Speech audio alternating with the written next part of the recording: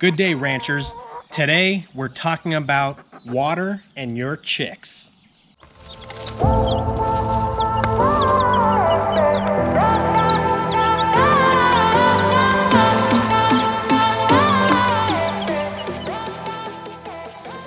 All right, so today we're going to talk about how to properly water your chicks. And I don't mean shower them down because they're not ducks, they're chicks, right? So it's the proper way to make sure they are hydrated. Pretty much water is a key ingredient for chickens' appetite, because without water, they won't have that hunger and it'll be harder for them to pretty much swallow food or grass, whatever it could be, trash, I don't know.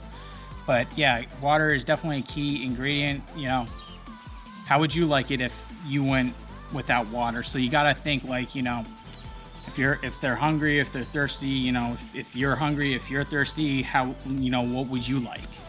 I like to be very full and hydrated on very hot days.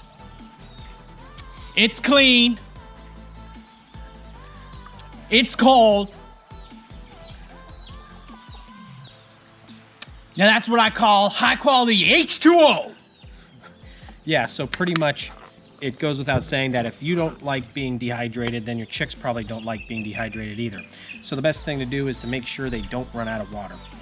Yeah, the water pretty much helps soften and break down the food. So, you know, again, you can kind of relate to humans, you know, when you're eating like dry saltines, like, you know, doing the saltine challenge or something, or powdered donuts. What do you need? A drink to wash that down. Yeah, definitely I'm not looking for salted nuts or pretzels. Why is that funny? I don't know. It's the salty nuts that got me. So, this is a little wet, but this is a waterer. So what you pretty much do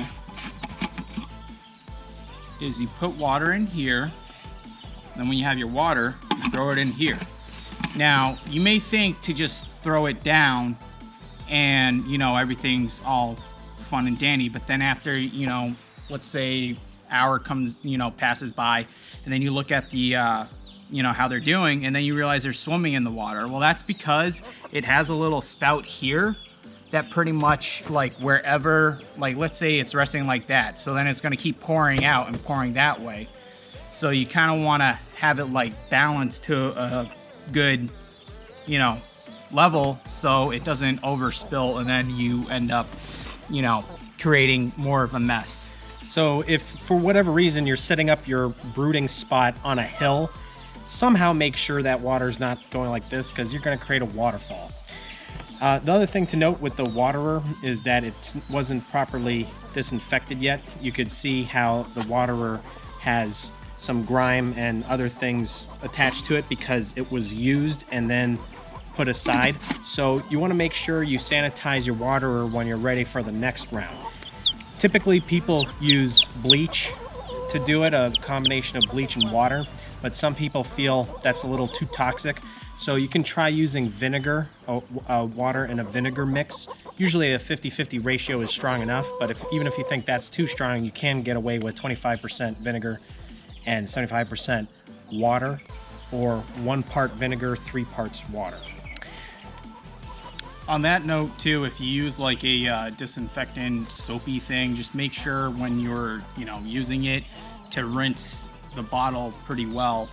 So a common question we get is, how often should we add water for our chicks?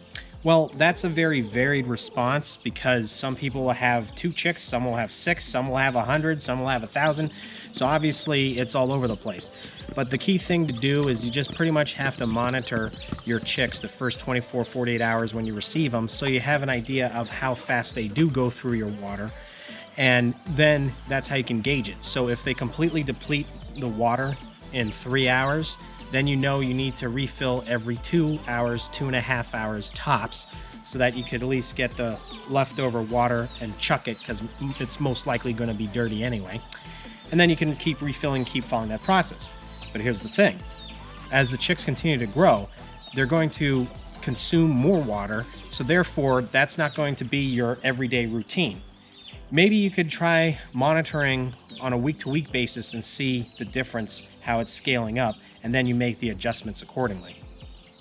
Also too, heat is a big factor. So if it's hot, as I keep saying, referring back to it, as a human, when you're outside and you're working outside and you're sweating, you're gonna get, dehydrated quicker. So you're gonna be drinking more water. Same thing with chickens. Same thing with pretty much any animal. And it's actually a great point because humans are mammals, and some people think that birds are cold-blooded, but they're actually warm-blooded. Cold-blooded animals are typically reptiles and amphibians. So since chickens are warm-blooded, they tend to overheat just like humans do. So thank you very much for those questions. As always, if you do have more questions, don't hesitate to contact us at uberchicranch.com. Again, that's contact us at uberchicranch.com. We'll definitely answer your questions and maybe even make a video out of it. So we do appreciate it.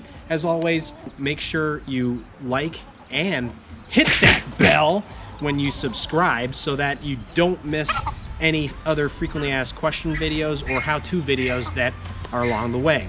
As always, ranchers, we appreciate your support and just be a hero!